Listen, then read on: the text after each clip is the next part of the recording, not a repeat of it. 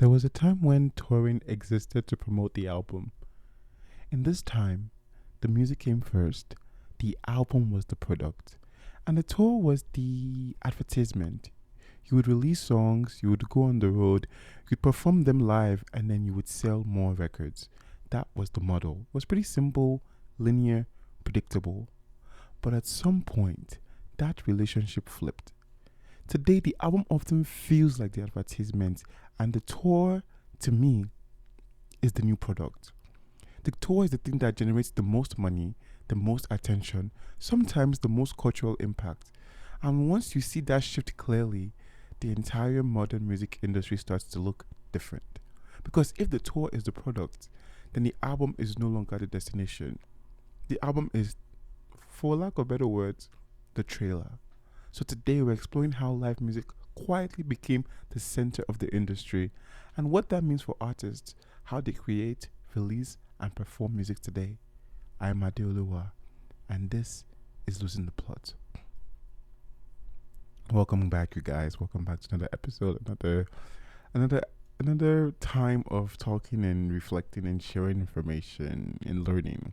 I'm super stoked to be talking to you guys again in this episode. Today, for me, the weather is nice. We're starting to see the shift from, winter to spring to summer. So summer is right across I can see the summer coming, and obviously thinking about summer, has me thinking about going outside. And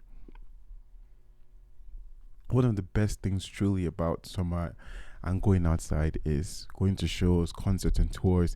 Last year, I went to a couple of shows last year, and I saw some of my absolute faves. I even went to one during the winter. But yeah, I'm really looking forward to tour season really kicking back up and the festivals and everything. The sun coming out, and also obviously as an artist myself, there are a couple of shows I have planned for this warm weather season I'm really excited for. So I figured why not talk about touring and tours today. So if you're just joining us for the first time, welcome to Losing the Plot. If you're a return loser of the plot, a return plotter. I think plotter is nice. A return plotter. Welcome back to Losing the Plot. Across the season so far, we've been uncovering the hidden structures behind music culture. So if you've been listening, you know that we've talked about how albums are engineered, how pop stars are constructed, how genres reflect power, and how vocal expectations evolve. So today we're looking at something that sits underneath all of that. We're looking at the business model. And if you know me, I'm not a huge numbers person.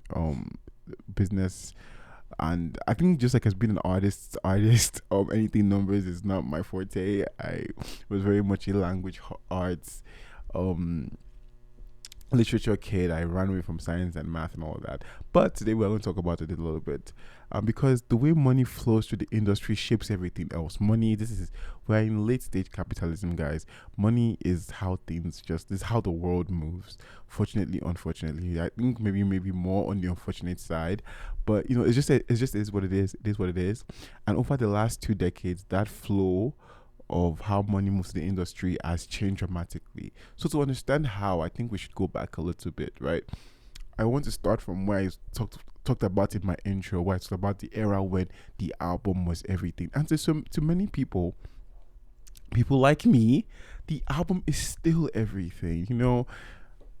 Making an album for the artist listening is such a laborious process. It's so There's so much work and heart that goes into. I like to say, even making a bad song takes a lot of work. A bad song, a bad album, a bad EP takes so much out of you physically, emotionally, mentally, financially. Heavy on the financial, but the tides are changing a little bit, right? Because for most of the 20th century, recorded music was the core of the industry. And the core of the industry, meaning that it was something that you could purchase physically, right? The vinyl, the cassettes, the CD, physical sales drove revenue. So people go line up at the store to get their favorite artist album. it was also a culture that was built around that experience of putting a CD in the CD player for the first time and pressing play and not knowing what you were going to hear really, and just getting lost in something. Or like I've talked about on this show a couple of times, music listening and music appreciation used to be more of a collective communal endeavor. So things before we had headphones and earphones, things like the vinyl, the cassette player, when you put on an album, when you put on a record, you're putting it on for the room, for the vibe of the room. It wasn't as singular and specific as we have it now. So at that time, artists made money primarily from selling music. Don't get me wrong, touring existed, but it was often chaotic, it was unstructured, and sometimes even unprofitable. And honestly, even now, it would surprise a lot of people to know that and I think, okay, because of how things are now, touring for many artists is still quite unprofitable. And I kind of want to do like a Ticketmaster deep dive at some point in this episode if we get time to go into that. But touring, a lot of artists that tour, especially those really big tours, like the ones where there's the elevator that's sliding up and whatever, unless you are operating specifically at the level of Taylor Allison Swift, most people don't make money off those tours because thinking about even how the arena is or the stadium is set up, sometimes just for the stage to make sense, you are blocking off like a number of seats, right? Anyone that has gone to a really big tour knows this. Like, if you are doing a show in an arena, or just somewhere that has a lot of seats, right, there'll be a part of the venue that's just blocked off just for the stage, just to accommodate the stage. So you have less seats in the venue already, and then selling those seats out. And then in the world that we live in right now, people have to travel to places, people have to book Airbnbs and book all these things, and it's very expensive. So you have to really care about this artist and care about that music. It has to mean a lot to you for you to make that trip. So sometimes people say when people see things are sold out, many times they're not. I went to see an artist who will go unnamed, and they allegedly had this sold out show at Barclays in New York, and I was in New York at the time. I was like, okay. My friend was like, oh, like they're going to be cheap tickets closer to the time of the show. She's like, oh, we'll grab a cheap ticket or two and we'll just go see it. And I went into this quote unquote sold out venue, and it wasn't sold out. I'm not saying this to like make fun of the person. It's just like, it's the reality of things. We also have this insistence on every show selling out is also a problem. With touring in 2026 is just a whole thing, and then COVID didn't really help. So there are a lot of things. There are a lot of ways we can attack touring, and I will try to get through most of them for most people that maybe don't know how these things work. But we'll get to that. But before, just to set up our foundation. Earlier, like I said, sometimes touring back then wasn't even profitable. So in earlier eras, especially for black artists in America, touring happened through systems like the Chitlin Circuit. Now, the Chitlin Circuit.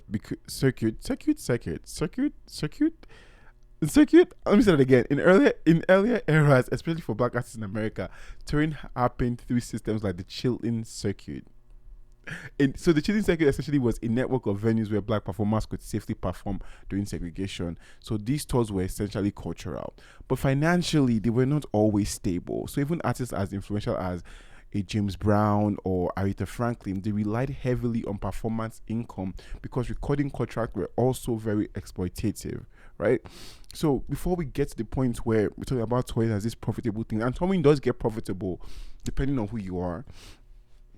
They are just like, they are how much we call it, they are avenues of kind of convenience for a lot of artists.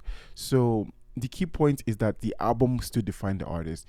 You couldn't sell those seats out, you couldn't do any of that without the album. And then touring was the support for the album, right? Because what you were trying to do is to get people hooked on your music. So the music had to be high quality, and then when they like the music a lot, they'll be like, you know what, I want to experience this live. I want to see how this person translates this live, right? And that brings us to the superstar tour era. So everything begins to shift in the late 20th century. Again, when I'm talking about things like touring, and I know we've had moments like this before on the show, it's just, it dawns on me how recent we are still in the history of humanity. Like, recorded music isn't still a pretty new thing. It sounds crazy to say because so many songs have gone ahead of us and so many artists have gone ahead of us, but recorded music is still pretty new. It's still pretty new. The concept that you can have a device that you take everywhere with you that has billions and millions of songs and you can access those songs instantly. These are still pretty new concepts, which is why it's kind of, I think sometimes we think it's surprising that we still struggle with how to monetize things properly and how to make money from music and all of these things. But when you think about how recent these inventions and these discoveries are, it kind of makes more sense. Like, you know what, we're still kind of new to this as a human race, right?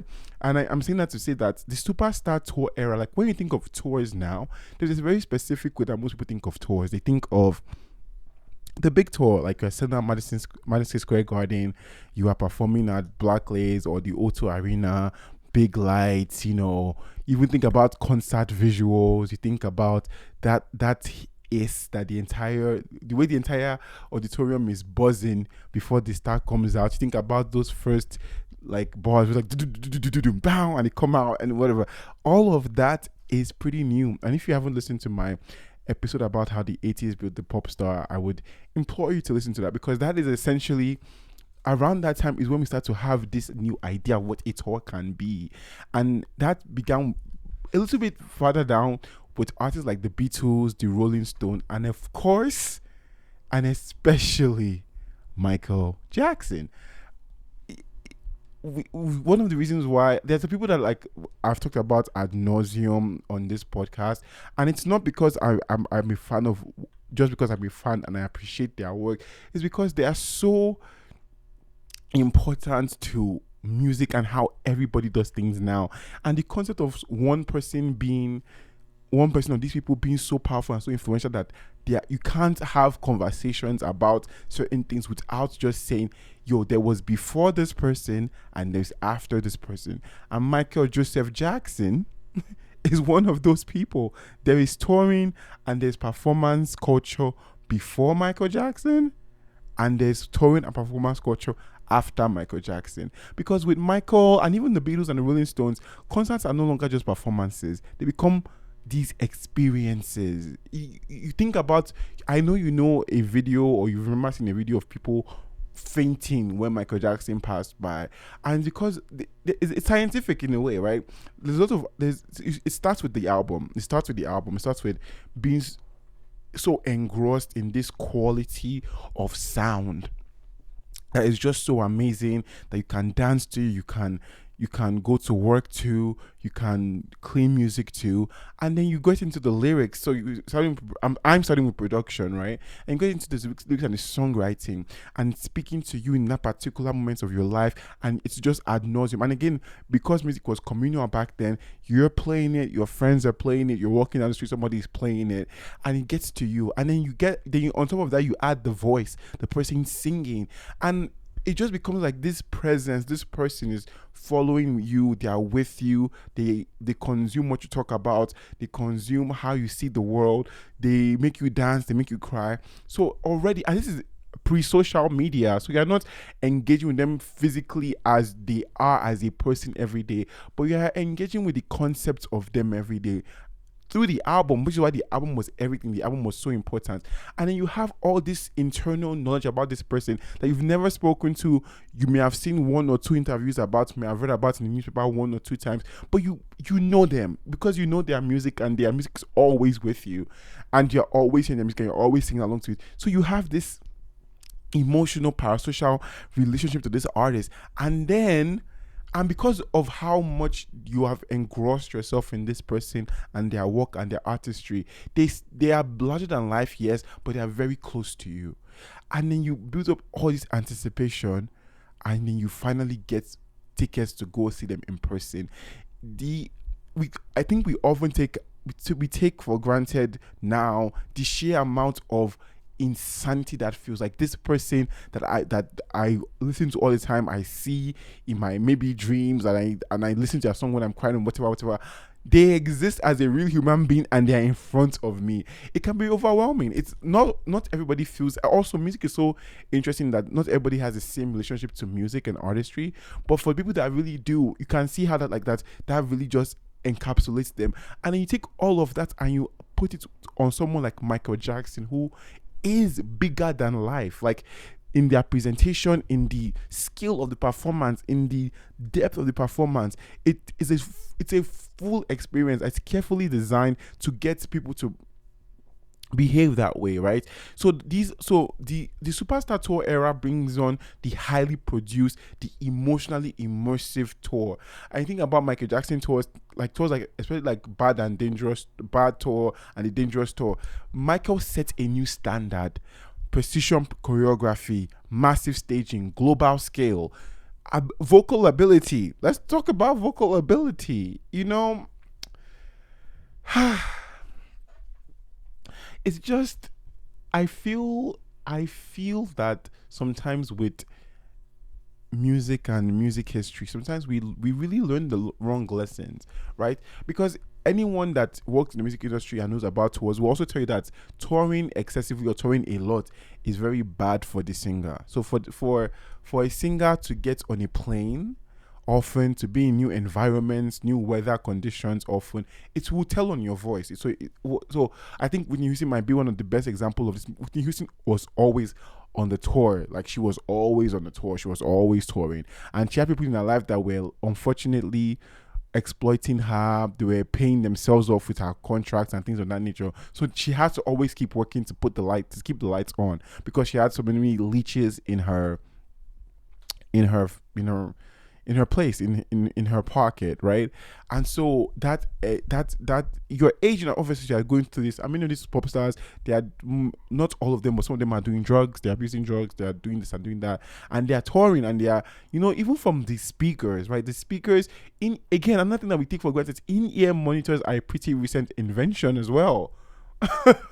It's crazy to say all these things, but when you talk about music history, you think it starts to come to life that we didn't always have in-ear monitors. For the people who don't know what in-ear monitors are, in-ear monitors allow the singer, or actually no, in 2026, dancers use in-ear monitors, the band uses in-ear monitors, everybody kind of uses in-ear monitors now, but in-ear monitors allow you to hear, as a singer, I'm talking about singers specifically now, they allow you to hear yourself clearly, because if you're on a stage or with 1,000 people and the stage is already, forget the thousands of people, as someone who has sang on, I'm not no Michael Jackson, but on a couple of different stages, the stage can be really loud. Like, the stages are often really loud because all the instruments are on the stage with you, right? So it can be hard to hear yourself, and sometimes it leads to people maybe shout singing. But with in-ear monitors, you're able to hear yourself at a volume that you feel comfortable, like not over projecting on.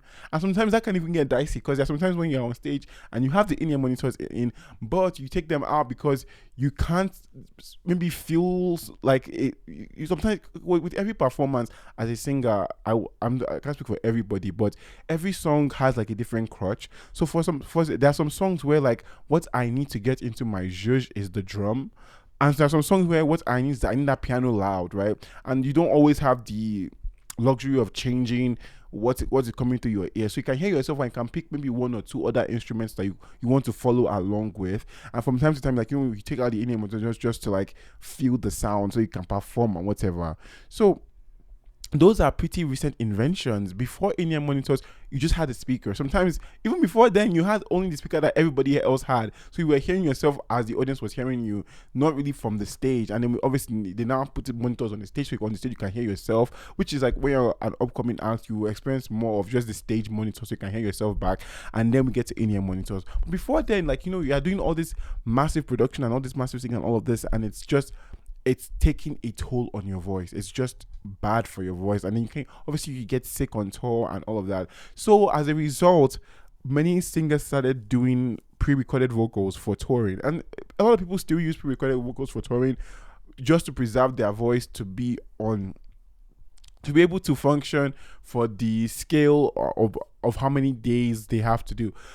All this to say that, yes, there are some artists that when you hear what the pre-recorded vocals are, you're like, you know what, I understand why you would need pre-recorded vocals because it's kind of unfair to sing. I expect someone to sing this kind of song every night, every weekend for 3 months or 4 months. But there's some of oh God. There's some of y'all that like it's just it's just we it's just skill is important is what I would say. It's just skill is important. Skill is important. Learn how to sing. you know Skill is important. But then also there are some genres where, again, I've talked about this before, everything's so complex, so you have to kind of take what you want from things. There's some genres where like the owners of the performance I see this as a Nigerian who who has been to shows by other there's some performances where like the onus of the performance is not on the vocal and it's on the energy, and so the crowd is willing to suspend their disbelief of you being a singer or you singing. Quite literally, I went to a show. I've been to 2 shows now, which are not the kind of artists that I like. I went to go, and like, yeah, like the crowd is the one singing. So again, people pay for different things, right? So I'm not shaming anybody, to each their own. But for me, I really appreciate when people take the classes, do the breath work, do the working out, so that they can function at a very high scale. So Michael Joseph Jackson, important man.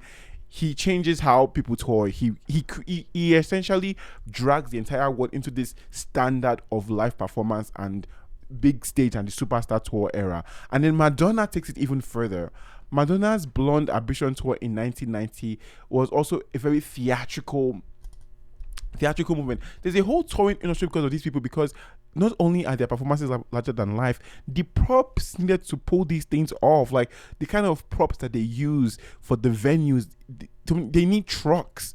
They need literal trucks to move these things across the country, across the world. So you get into that, you get into narrative, and we've talked about Broadway and pop music before, but it's another thing where pop music borrows from Broadway, where like you are watching a full realized show, right? And it almost feels like a pop concert fused with Broadway. There's narrative, there's costume changes, there's conceptual storytelling. This is where live performance starts becoming more than music. It becomes a cultural infrastructure, right? And like all things in life, the old guard at some point, because of how fast we are moving and advancing technologically, the old guard will have to give way for something new. So the old model collapsed. So what I want to do now is connect this to something we've discussed earlier in the season in episode 3. In episode 3, I talked about the 2013 being the year that the playbook for pop promotion burned. But this shift actually starts a bit earlier. So if you go back to the late 1990s or the early 2000s, something disrupts the industry, and it's not a quiet thing, like something that if you watch enough music documentaries you will know, and that's digital piracy. It's very important for us when we're talking about music to talk about music culture, music creation, music consumption directly in parallel to technological advancement. Technology is why technology leads the way for music. So even with down to AI and all of these things, musicians should always expect, just going through music history, which is important that you know your music history, you see that every advancement that has happened in technology has had a direct impact on music, on the music industry, on music promotion, on music making, on what, like there are some artists that we would not have today if not for technical advancements. There are artists that don't know people like me that don't know how to, they don't play piano, but they are producers. There are different reasons, like there are different, even in terms of people's singing abilities. Thinking about an artist like Pink Panthers, like technology will always have a direct impact on the music industry. The problem often is that the old guards of the music industry often wake up to that correlation and that connection too late. So by the time they wake up to the fact that, okay, we have to work with this new device or with this new advancement, some other youngins who are already conversant with that advancement and may not have the technical skill and the know-how that the old guys would recognize. They pick up on it and they start running with it, and they become the thought leaders on that. And by the time those ones, by the time they do it for a while, then they become part of the institution as well. And then a new advancement comes and the cycle repeats itself, right? But digital piracy is one of the most important intersections of technological advancements in its relation to the music industry. And we can go back to that and start with Napster. So file sharing. So with file sharing and people being able to share music with each other online, and first of all, it introduces a lot of a lot of people to artists that they may not have been inclined to. Because, and I will age myself here. I will age myself here for sure and say that back in the day of Napsters and the LimeWire and all of those guys, there will even be times where you want to download a song. So you want to download Never Say Never by Brandy. This is a true life story, actually. I wanted to download Never Say Never by Brandy, but I ended up downloading Never Say Never by The Fray, I think. And you know what? I liked the song, so I kept it, and I became a fan of The Fray. And then I went back to find Never Say Never. There are so many songs that I know today because I was trying to download something else. I mean, somebody names the file the wrong name, or they didn't know the actual artist title or whatever, and you just download that one and download that one too. And then on your iPod, you're just on shuffle, and the song like, oh, what song is this? who is this? Who had this being? And he's like, oh, this is, I like it. I'm gonna keep it. I have so many songs that I know because of that, right? But what happens? How does that affect the music industry? CD sales begin to decline, and for the first time in decades, the industry loses its primary revenue source. And then to add on top of that, so this, the music industry is already struggling with how do we keep the CD sales up? Like, how do we keep selling CDs if people are going to be sharing music illegally online? And then a big whop, Spotify. Streaming arrives, and then streaming takes things to a new level, because now it's like, okay, these people are not buying CDs anymore. They want to buy all the music in the world ever for $6.29 a month. Now, how? It literally doesn't make any sense. The fact that we've allowed it to pretend like it makes sense to now is just a show of the fact that something is still going to come that is going to change the fray. Because music has now become more accessible than ever, but it is also less profitable per stream, because how much money is Spotify making for them to pay you your worth? Plus, people can unsubscribe at any time, right? And it also has an effect on the consumer as well, because you don't own anything. The day you stop paying for your Apple Music, especially platforms like Apple Music, the day you stop paying for your Apple Music subscription, that's the day that your entire library is gone. So you never really own anything. And also, there's artists that will go back to their albums and remove songs or make edits and tweaks. So sometimes, like, you're the version of something that you like, because if you bought something on a CD, on a vinyl, you have that belongs to you, you own it. But if someone decides that they want to remove a curse word on something and whatever, or they want to change the bass line of a song or whatever, then that version of the song that you had and cherished no longer exists to you. Again, now we live in a world where somebody will probably have saved it on YouTube or something, but it's just like there's less power in the hands of the consumer in terms of what you own. Because if you are using streaming, you don't really own anything. And as an artist, if your music is on streaming, you're not really getting paid for the music that you're making. And no one can relate to this, I'm sure, better than an upcoming artist, where you spend, oh my God, so much money. Oh, you guys, things are really expensive. Oh. If you have any friends that make music and put out music regularly, give them a hug, but give them some money as well. And again, like, just as an aside, if you know people that are making music personally, or you care about their art, buy it on iTunes, bruh. Go to iTunes and buy it, please. Like, it's just the cost of making one song is so, and there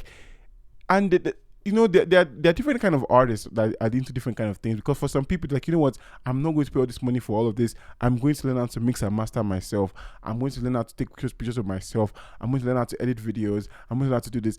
And the issue with that is, like, yes, for some people, they're really able to pull it off. But for some other people, the quality shows. Like, it shows in quality that, oh my God, this person's trying to do it all by themselves, and it's exhausting. But it's also exhausting to put a team together as well, because sometimes, you know what, It's all exhausting. But you pick your exhaust. You pick your exhaust. The exhaust that I've picked is very interesting in that I don't know, the longer I do this for, the longer I make music or make content in general, the more I think I start to zero in on the things I really care about. And for me, it's looked like it wasn't intentional. I didn't intentionally not put out music for, I guess, almost 2 years now, which is kind of crazy. It wasn't intentional, but what it has done for me, it has allowed me to zero in more and more. Like the more I do less, the more I know what I want to do more of, if that makes any sense. And so I think that's like a blessing in disguise. All that to say essentially is that, yo, if you have artists, friends, musicians especially, like, support them. Even you're putting together a show. Being an artist is so interesting. If you're not like it's so interesting because it's like everybody wants to get everybody wants to get paid by you in the moment. Everybody wants to get a check from you in the moment, but everybody also wants to get a check from you after the moment, if the moment is successful. So for example, I'll be talking to a producer and they'll be like, you know what, yeah, for this record, I want you to give me 40% of the splits on the record, and then they give you their bill. And you're like, oh, I don't rob banks. Like I'm not a bank robber. Like I wear my little cap. I wear my cap and I go home. Like I don't rob banks for a living. So like it's like you want 40% of the splits, but you also want me to pay you this amount of money. And then because after the song is made, this is even if you are working with a producer that mixes and masters. Some producers don't mix and master. So then after that you take your song to someone that's going to mix and master it, right? And that's a whole process too, because mixing and mastering is people. This is so interesting. Okay, this is why it's my podcast. I can talk about what I want to talk about. People act like mixing and mastering is a science, and it's not.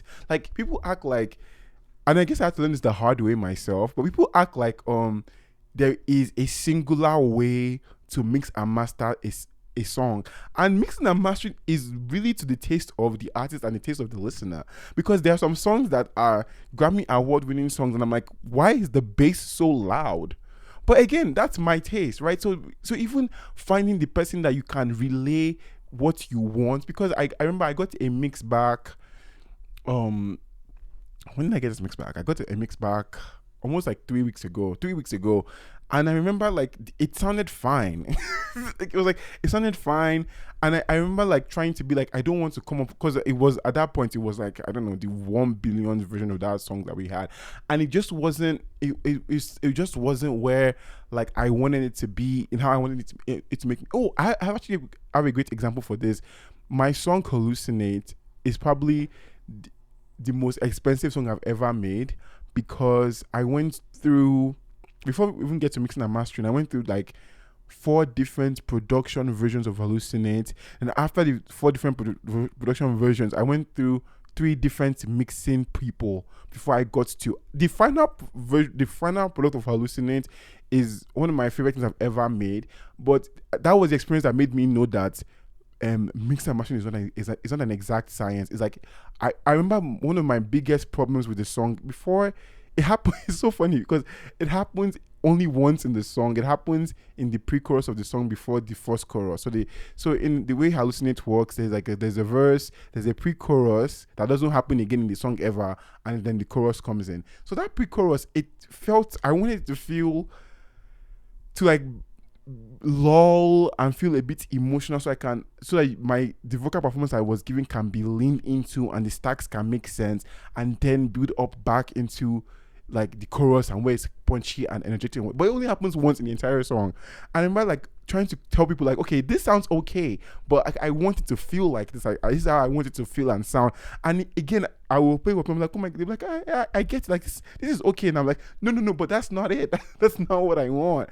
And eventually I found someone who understood what I was saying after several tries and made it. So all I have to say that after producing, you still have to mix and master. Sometimes it's not by the same people. I've done both.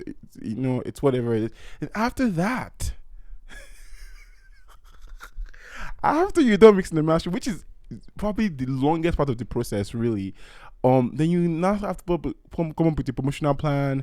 you're in 2026, you are making more than one reel. You are thinking of how you're going to roll it out. You are thinking about maybe a music video, which is a whole different conversation.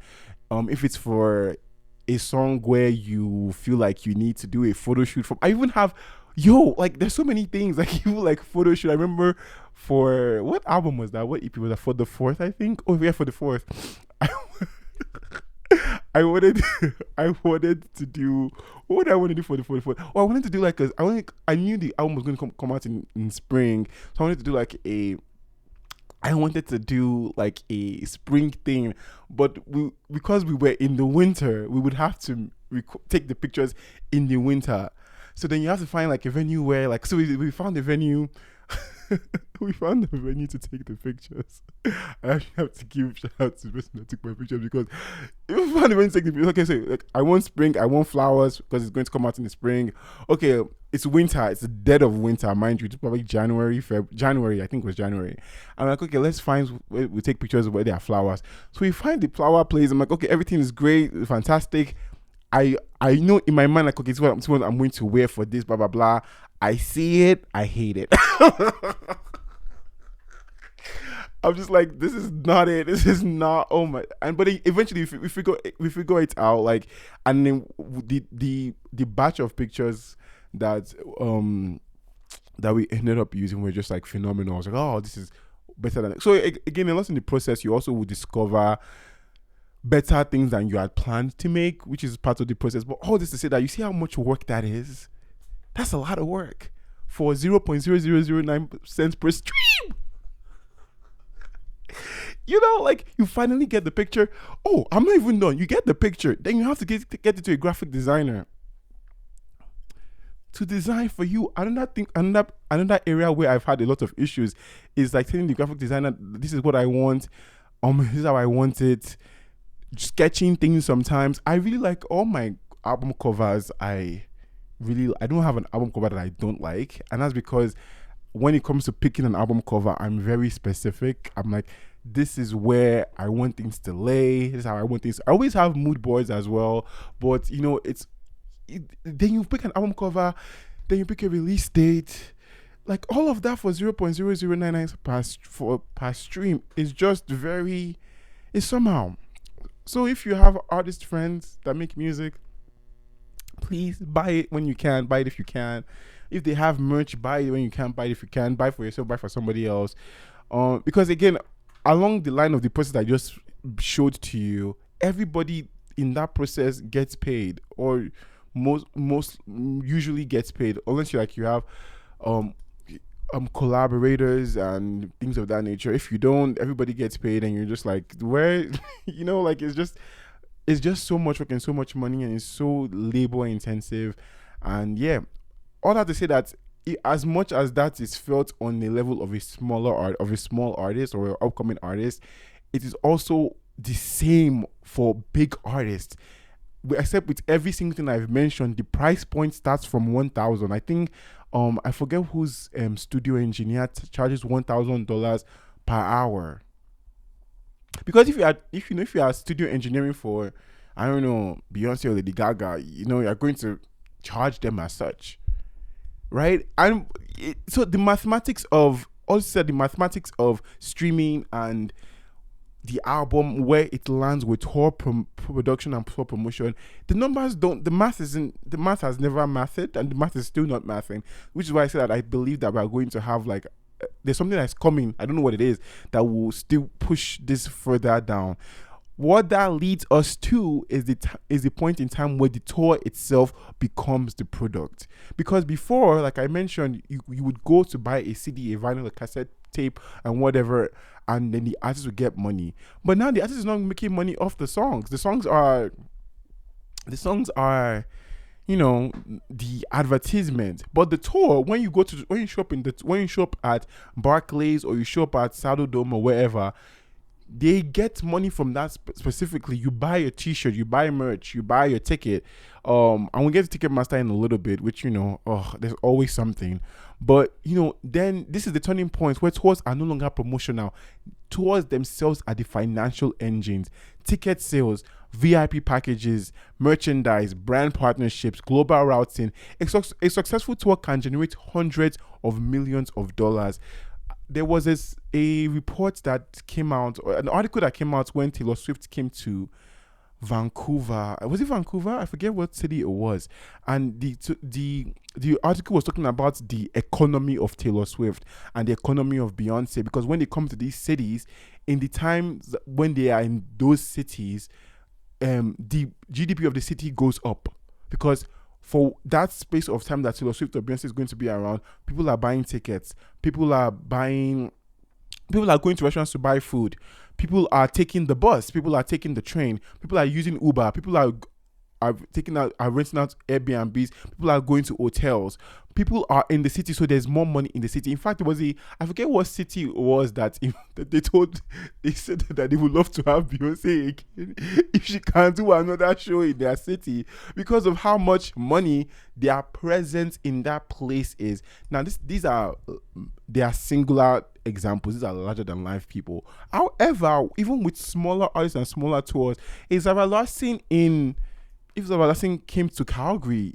Calgary would feel that Zara Larsson was in Calgary, right? So a successful tour can generate hundreds and millions of dollars. For some artists, billions. Which is why Taylor Swift was able to give everybody on her tour, the last tour, a crazy bonus, because that's how much money they made. And once that becomes the case, everything else starts orbiting around it, because like I mentioned, we are in late stage capitalism. Everything's about money.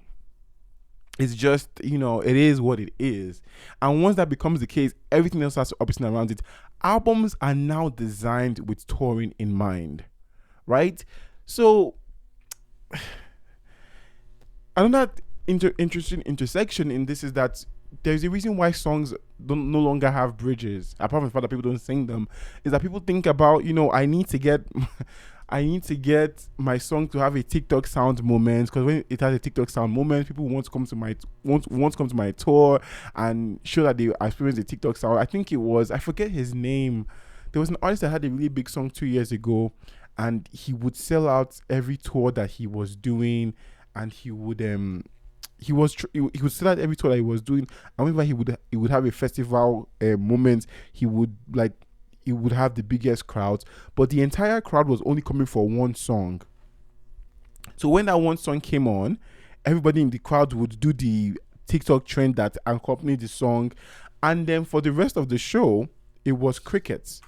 And he was complaining, and people were like, "Oh my God, how are you complaining?" But you know how frustrating it is that you put all your life making music and all these things, and these people come to your show and they only know the one song, and the one moment everything goes crazy, and after that is silence. That's the world that we're living in. So albums are created now with toys in mind. People are thinking about anthemic choruses, moments that translate to stadiums. Even release schedules begin to align with tour schedules, right?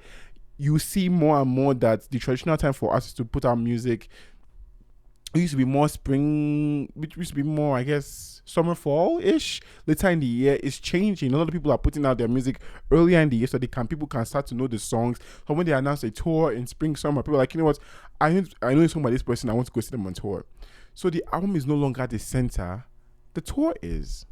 And there are a couple of case studies of, artists that I want to talk about today.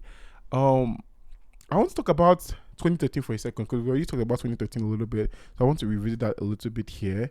And in 2013, we talked about Beyonce releasing the self-titled album in December of 2013.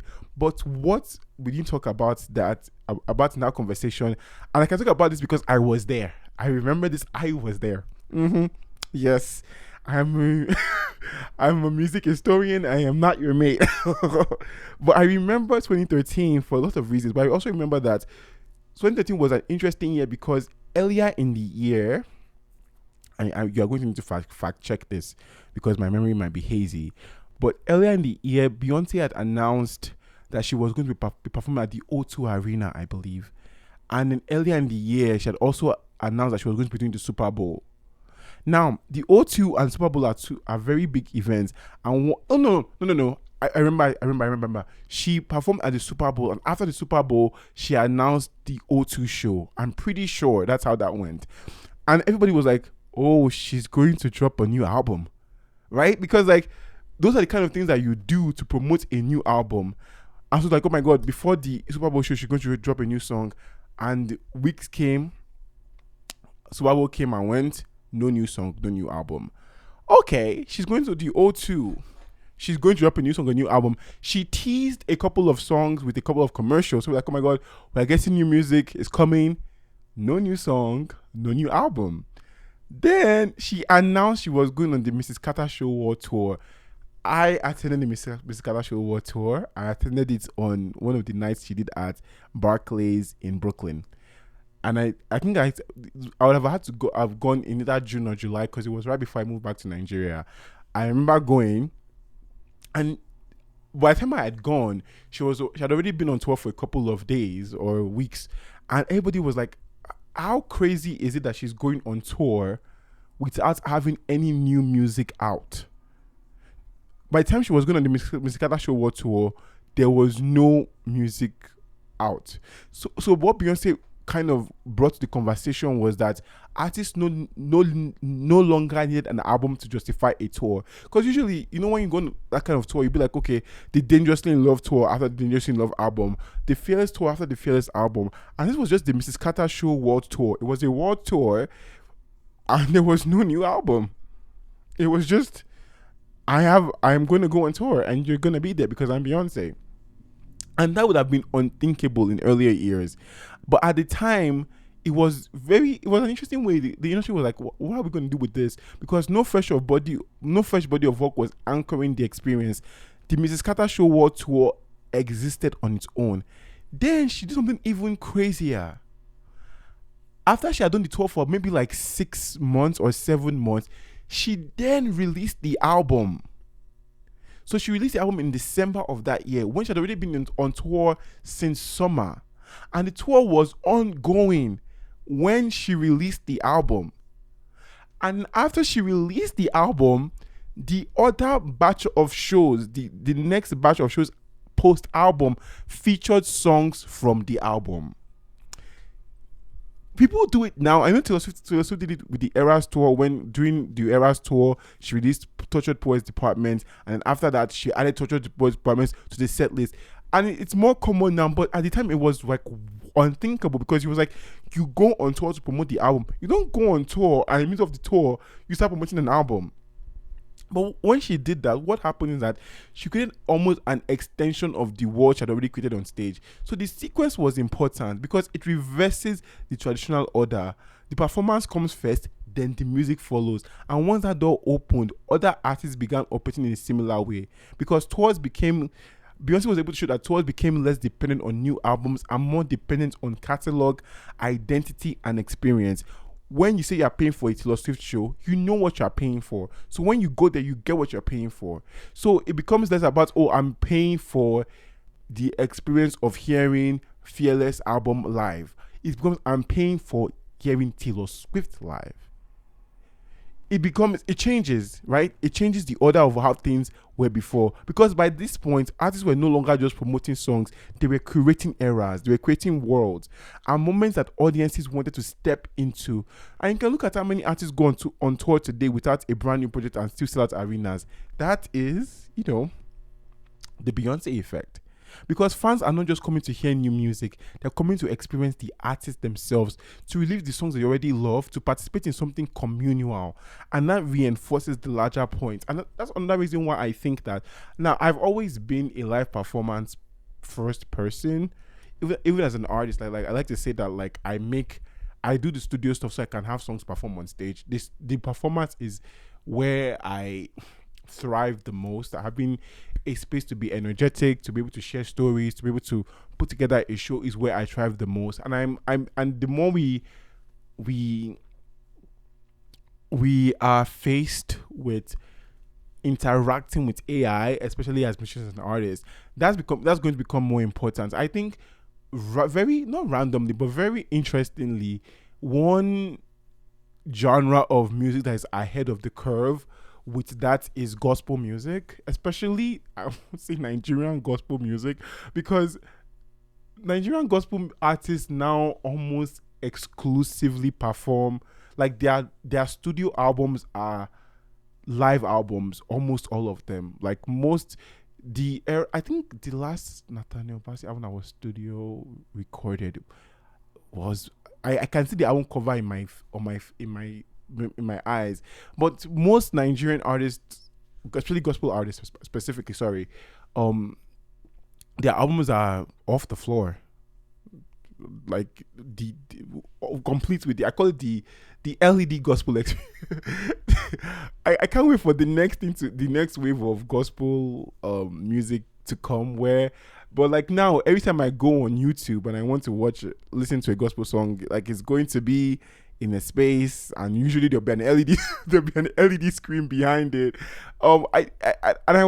It's very interesting because on one aspect it's ahead of the curve, because there's going to be an increased need for people to experience things live because of how easy it is to make music now and how much music is there to be there in the world. I feel like it is in the gospel and spiritual realm, you also want to experience someone that is really locked in and connected, because you can feel it in the room when you're there. So like I don't know if it's Upper Room that happened in Lagos recently, but like after the event, I don't know what to call gospel concerts, but after the event, people were going home. They were obviously very charged up from the event, and then Mr. Dusi had released a song recently, and a lot of people were singing the song on the streets as they went home. Now it doesn't come. It might not feel, what's the word? It might not feel appropriate or top of mind to call that a promotional strategy, but if you look at the mechanics of it, it is a promotional strategy. It's the same. It's kind of the same thing of like the song itself is the advertisement for the event, right? So when he has a new song out, you go to the program, you sing the songs that are out, and then it means more to you, right? So it's interesting in that aspect. But the other aspect that I think about sometimes is that if everybody, number one, everybody does not have the skill set to be, everybody does not have the skill level or the skill set to be putting out live albums. I'm sorry. All of us, not all of us, I'm not part of you, but everybody, especially like in a more religious based music scene, everybody does not have simply does not have the skill set to put out live recordings. Like some people need to go to the studio. It sounds like I'm being shady, but I'm not even being shady. I don't really mean from a mean perspective. It just means like there's a level of musicality, there's a level of skill, just skill, like writing ability, singing ability, performance / administration ability that you need for it to make sense that you have 12 songs that were live recorded, right? So then it becomes this very interesting mix of, you know, and everything also kind of looks the same now, which is why I really appreciate some of Minister Dunsin's videos, because I forget there's one I'm thinking about specifically right now. Oh, I didn't think I'm talking about this. That's why I don't have my references out. But there's a video I watched where it was live off the floor. It was administration and all of that. But the cinematography of it was so beautiful. Like it was just gorgeous to look at. Everybody's not doing that. You know, like there's it's just like a barrage of LED screen backup singers. Me, like it's just a barrage of that. And another thing that another unintended consequence about that is like there's now a similitude of how everything sounds, because it's just okay. Most, you know, gospel singers or whatever, most gospel singers use a garage band, which is like drums, bass, keyboard, guitar, drums, bass, keyboard, guitar, and then sometimes piano 1, piano 2, like there's a lead pianist and there's whatever, but that's usually everybody has the same instruments, right? most gospel songs have the same function in terms of them being, they are supposed to, I'm thinking about this clinically, like in a like in a scientific way now, not like in what I'm saying. So like they have a function, right, which is to energize you, sometimes to the point of praying, and sometimes to the point of praise, right? But the job of most of these music of these songs is energy, and there's some that are very low and relaxed worship, but even those ones, um they may start off low and relaxed, but they get revved up because again it's a live ministration. It gets revved up to the point where it is now either full force praying further or full force praise anthem, right? And most of the instrumentations are the same. So what happens is that a lot of the new songs that come out, they sound like different iterations of each other, and a lot of the musicians that are playing these things have the same references of who they listen to. So even when an arrangement is complex, it sounds complex in the way somebody else's arrangement sounds complex. Like there's a, again, this is not, I'm not saying as a catch on that. I'm saying every single person that makes gospel music is doing. I'm just saying that for the most larger and wide, even when we are doing a complex arrangement, there's the same way the arrangement is complex. Even when it's complex, it's complex in a similar way. There's a same way, because again, it's not in the studio, it's live. Most of the parts are the same. So before at least we used to get like a bit more of interesting stacks and layers, right? Where it's like, okay, people are doing things. Think about the Kirk Franklin and all of this, but like now, like it's going to be soprano, alto, tenor, because everything is live. So it's going to be, there's only so much that you can do to make that sound different and complex. And this my rant is purely on an artistic merit. It's like there's a sameness that is happening, and the sameness would there are a couple of ways that the sameness can be combated. The first one is some people just should go back to the studio. I promise, some of us or some of y'all, I don't make, but some of y'all, I mean, some people should just go back to the studio. And I don't even mean that in a bad way, because since it's a gospel song, it's going to live in a live version anyways. Like there's always music played in church is going to be live anyways. So it's nicer when like some people go back to the studio. I'm like, you know what, let's workshop this more, let's make this a bit more spunky. Because, and that leads me to my second point of how to combat it, is that if everybody is playing with the same live band instruments, either some of them, I keep saying us, some people introduce new instruments to their repertoire. Get a tuba in here. Get me a string section. Get me some macaracas. Like, if it's going to be live off the floor, some people should introduce new instruments and new stylings. Or, again, go in the studio, do it in the studio, let it influence the music. So even when, because the thing about studio recordings and why they are important is that even when you translate a studio recording to a live performance or a live ministration, the effect of what happened in the studio will always show up somehow. So if you in the studio use a synth, like a synthesizer to make a sound, you may not use a synthesizer in your live recording or your live ministration, but you will try to replicate that synthesizer somehow. And just the fact that you are replicating something that was recorded in the studio, it gives a bit more flavor. And in terms of the visual, I think my last thing is like on the visual production is that, guys, all of us cannot stand in front of LED screens. Like, I don't know. Like, I might be singular in my exhaustion of like watching a video on Instagram and just being like, okay, right.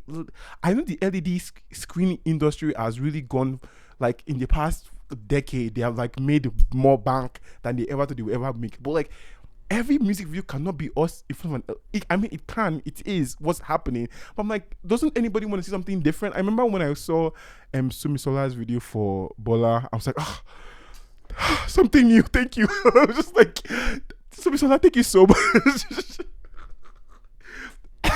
like, Subisola, thank you so much for this. Like, thank you. Like a music video. And it just feels like, to me, I think why that frustrates me a little bit is that there's no, in my thinking, there's no other genre that has the material, like the ready-made material to translate to visual language like gospel music. Like the Bible is just so rich with descriptive details. Like the Bible is such poetry. It's such poetry. And like I feel like a lot of musicians, they shortchange themselves by standing from like what you are saying in your the lyrics of the song that you are singing. If you try to translate it even on a basic level to something visual, it's so stunning. Wrapped in fire, like walks in the clouds. Like there are just so many visually descriptive things in the Bible and in gospel music. I'm like, I want to see this. Like I want to see this in front of me, not an LED screen. And I think that brings me to the end of my rant. I feel like that's just been on my mind for a while, and this is my podcast. I can do whatever I want. Okay, but like again, I do want to, I guess, wrap that up by saying much love to gospel music and Nigerian gospel artists. Obviously, I listen and I consume a lot of it, and it's just critique I have in my head of. I'm sure systematically there are reasons why everybody does what they do. It might be funds issue. We've talked about how money, making music, and how that relates to money is here. And again, there's a way that people put out albums very often these days. I think is also related to that. It's just a different world completely that I'm not as well versed in. So I want to give space for, like, I'm not, making fun of or diminishing any of the world, but just like in my mind, like it would be nice to see. These are just nice to see, but everybody's doing great, and God bless everybody. Amen. Amen. Okay, let's move on. All right, so we're talking about 2013. One Beyonce, Giselle Knowles Carter, she goes on tour without dropping an album, and then she drops an album after the tour has been going on for a while, and creates a different leg of the tour where she now incorporates songs from and visuals from the album, and how different artists have taken that and run with it, because it reinforces the larger point that the value is no longer in what is new. It is in what is lived, what is shared, and what can only exist in that specific moment, in that specific room. And that is something that an album alone cannot provide, which is how I ended up talking about gospel music for however long I talk about. Let us go and talk about Ticketmaster. Let's talk about one of the reasons why I've been so hesitant to start a podcast is what we're experiencing today, you guys. It's because I have a lot of thoughts about a lot of things, and I'm scared that somebody could take a sound bite of what I say, and when I'm about to host the Oscars one day, they pull it out and say, "Didn't you say this in February of 2026? I'm like, no, I was just trying to explain. Because I don't know, do I want to tackle Live Nation and Ticketmaster on my little podcast? I don't know if I want to do that. But let me try to go about this the most factual way possible, right?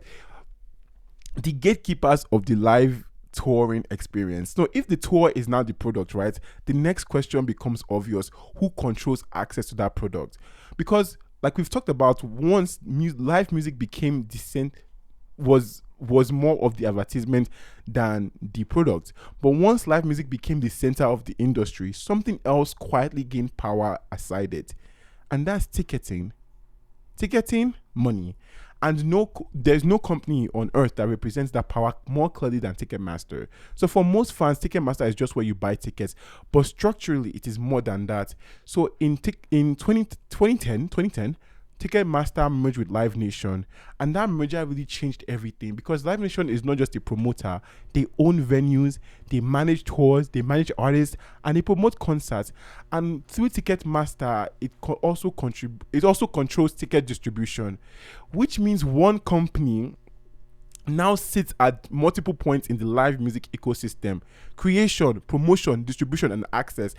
And when one entity controls that much of the pipeline, the experience of live music starts to change. That is why tickets are so expensive. I paid the most money I've ever paid for a ticket last year. The price I will not be saying, but it was insane that that was how much the ticket cost. Because when everything is under a monopoly, the people that run the monopoly are going to act as such. And furthermore, allegedly, when artists choose to go on tour and they don't use, or they don't want to use Live Nation or Ticketmaster, they are kind of like blacklisted a little bit from the industry, from their consumers. Things that made it a little bit hard for them, because a lot of these venues have signed up with Live Nation and Ticketmaster. So if you've ever tried to buy tickets to a major tour recently, you've probably experienced dynamic pricing, right? So that's fees that appear at checkout as well, tickets that seem to double in price within minutes. It isn't random. It's demand being monetized in real time. It's the same way airlines now price flights, which you reach my turn to be an adult, everything come expensive like this. Why, God? Why always me? Why? It's the same way airlines price flights, bro. It's the same way hotels price rooms now, except now it's happening to the culture, like to the moments that people feel really connected to. And as with anything, it's going to create tension, because concerts are no longer just entertainment, like we've mentioned, right? Concerts are now these larger than life emotional experiences. And when access to those experiences become unpredictable or expensive, the relationship between the artist and the audience shifts. One of the clearest examples of this that we've had in recent history, it's not my fault that I keep bringing her name up. She's who she is. You know, like, I'm talking about music. I'm going to talk about Taylor Swift. You know what I'm saying? One of the clearest examples of this tension came when Taylor Swift went on an Eras tour. To give you context, in 2018, I think it was 2019.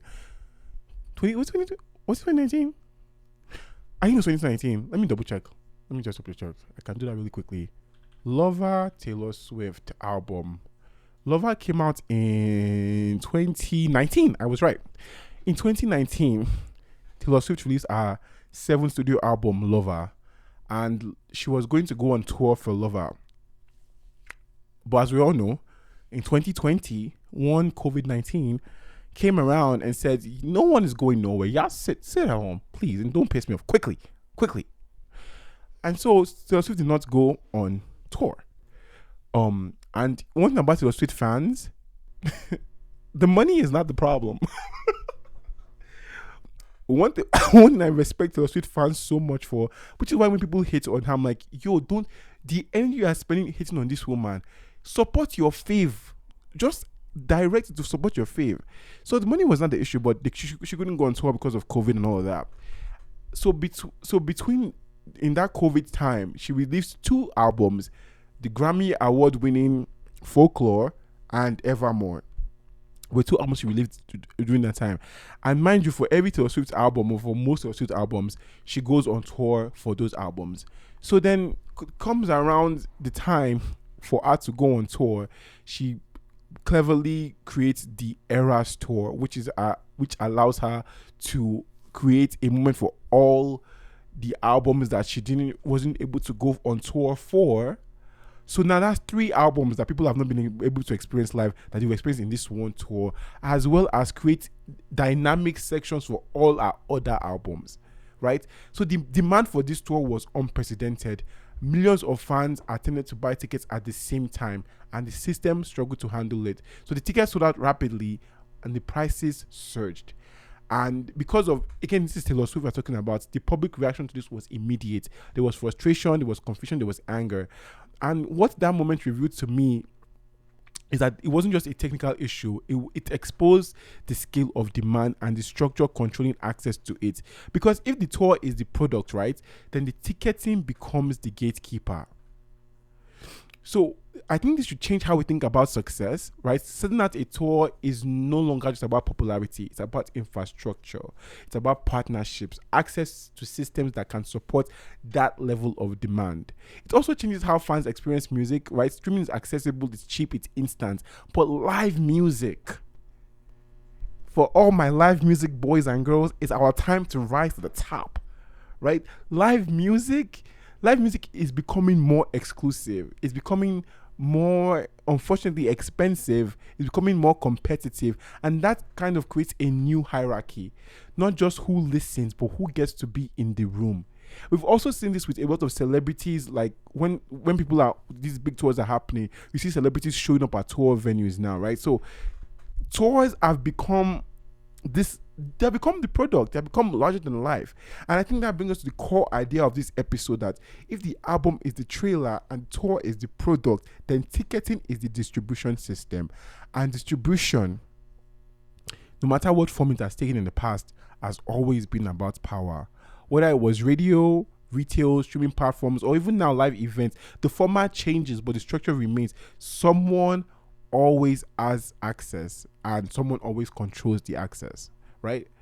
So that is really like that's that. I just wanted to do that like line up following of that, so us to discuss Ticketmaster a little bit. And then just back to Beyonce for a second. Excuse me. Sorry guys, I'm a little sick today, just a little bit, not like anything crazy, but I kind of hear it in my voice. But the more, sorry, excuse me. The more excited I am, the more like, the more it like comes back up. So we talk about how Beyonce changed the game, by going on tour without releasing an album. Another thing that Beyonce has done, and this is straight from the Michael Jackson Madonna playbook, is that she has turned her tours into cultural events. The Formation World Tour, the Renaissance World Tour, the Cowboy Carter World Tour, they are not just concerts, they are visual statements. So now when you think about going on tour, you think about, when I go on the tour, between songs, the artist is going to have a visual, like a video, an artistic video between songs. That's Beyonce, specifically, actually. She's the harbinger of the concert film. You look at something like Homecoming, you look like any of our tours really, even the Sasha Fierce ones, there are visual statements, there's choreographic precision, there's cultural commentary, there's global spectacle. And then you look at Taylor Swift as well, you see how the Era Tour redefines scale. The Era Tour is like almost 4 hours long, bruh. It's a multi-hour performance covering our entire discography, each section representing a different era. That tour makes the tour a narrative experience, a retrospective, a celebration. And economically, we've talked about Era Tour before, it became the highest grossing tour in history. Let's talk about some men really quickly. Coldplay also have done really well with touring. Coldplay, they were very legit about wanting their tour to be carbon safe, so like very green. I think it's the Coldplay show that you can like go on different treadmills to power the show. Like they're really doing their best to make sure that their tour is not hurting the planet. Ed Sheeran has these massive tours that he goes on, but it's just his guitar and his pedal. So Ed Sheeran will fill up a stadium, fill up an arena, and it's just him and his pedal, and that's what he travels with, right? Let's talk about Bad Bunny as well. There's Bad Bunny, who demonstrates like how global touring has expanded beyond traditional Western markets. Like Bad Bunny existence is so singular. Like he's such an important artist. I feel like I want to talk about Bad Bunny's singularity. And you know who Bad Bunny reminds me of? Actually, Bad Bunny reminds me of Ashake. There's a way Bad Bunny and Ashake exist in the way they exist that is so singular to them and very, to me, unreplicable. Because what do you mean you are the highest streaming artist on Spotify and all your songs are in Spanish? You know, like, and also in the way they present, I think about Ashake's way of like just him not having traditionally Western adjacent vocals, but still reaching that market in a very interesting way, and the way he's able to shape shift throughout his career, but still have a grip on the sound and culture. Like they're both very interesting artists to me. And to me, well, back to Bad Bunny. Bad Bunny's tours sell out stadiums across Latin America and the United States, proving that Western pop, as we think about it, is no longer geographically centered in one place. All right. So I think once we understand this shift, modern album strategies start to make more sense. Like you think about why are albums sometimes shorter and why are songs shorter? Actually, I think albums are longer but the songs themselves are shorter? Why do artists release more frequently? I think we complain a lot about like, oh, you just drop this album, you don't drop another one. Like, why is that happening? Why do songs feel designed for crowd participation? All of these questions, their answer is simply because the album is no longer just a standalone experience. It is now part of a larger ecosystem. It feeds into the tour, it builds anticipation, it creates moments that will later be amplified on stage. The album becomes the script and the tour becomes the performance. I think it's so interesting to me because as someone, again, who has my thing is live performance, right? Whenever I'm in the studio making a song, I'm recording, and even in the mix and mastering process, thinking about visuals, I'm always thinking about like, how am I going to sing these things on stage? How will this translate on stage? I'm always very stage first now, I think. I think it's interesting that the entire world is now kind of thinking that way, because this shift has consequences. For artists, touring is very physically demanding, right? It's a lot of work to be on a plane all the time, or even on the road all the time. It weighs on your voice. You miss different live events. You miss things happening in your family. You miss things happening in your space, right? There are so many things that artists sacrifice so they are able to tour for as long as they're able to tour. It is emotionally exhausting. It is also one of the things about tours that I have enjoyed learning more about recently, maybe because I'm not the one going on the global tour, is that I really love hearing about logistically how tours come together, right? I like, there's a way that tours come together that I find to be so fascinating. Like, how do you move all these giant set pieces from one place to one place? How long does the driver have to sleep? How long does it take to set up these things? How long does it take to take them down? How much do they pay the security? Like, there's logistically tours. I think Beyonce said that it takes about 2 or 3 years to plan a tour. So they're just these logistically complex things, and it takes a lot of work. But it's also, this shift also affects where they connect most directly with their audience, like where the music becomes communal, shared, real. It also changes what success look like. Chart positions, streaming numbers, sold out arenas. It brings a different level of validation and a different level of experience to all of these things, right? So I think I want to round up here. I really enjoyed this episode. Oh, this is, sometimes I can never tell how, one of the reasons why I call this podcast Losing the Plot is that I always have a central idea that I'm very well versed on, but while I'm talking about things, right, I get to also discover and learn. Like, the process of yapping to me is a process of discovery, because as I'm talking to you, like, I'm able to see that, oh, I can see how I understand this in a different light. So I really enjoyed unpacking this. And one of the I have a lot of thoughts about tour, especially I say Nigeria. I have a lot of thoughts about touring and how it intersects with Afrobeats, right? Because artists like Wizkid, Burna Boy, and Davido, they have also used touring to expand the genre globally. One of the reasons why Afrobeat is as big as it is, forget social media and forget the diaspora and all of this, but selling out venues in London, in New York, in Paris, in Toronto, the tour becomes a vehicle for cultural export as well. It is a way of translating local sound into global experience. Even back to the gospel music conversation with Nigerian gospel artists, when you come to a Calgary or you come to a Toronto and you sell out a venue, it is a form of cultural exporting, I don't know, but a way of translating a local sound into a global experience, and that reinforces something that we have been building toward all season, right? Music is not just sound, it is infrastructure, right? I'm thinking about episode 2 we talk about how albums are engineered. Episode 7 we talk about how pop stars are constructed. Episode 3 we talk about how the industry adapts under pressure. And then we see where all of that leads to a model where the biggest moment in an artist's career is not the album release, it can be the tour. So I want to leave you guys with something to think about today. When was the last time an album changed your life? Take a moment, think about it. I know I have my answer. But when was the last time that an album changed your life? Okay, you have your answer? Okay. I'll now ask you another question. When was the last time a live performance stayed with you?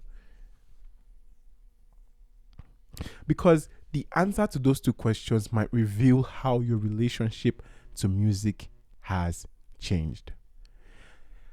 So think about it. I think something to think about. I have my answers. I'll keep that to myself. I can't tell you guys all my secrets. Jeez, Louise, Anna, and Steve. But if this episode made you think about, if you learned anything about touring in this episode and it made you just reevaluate certain things, be sure to share it with somebody.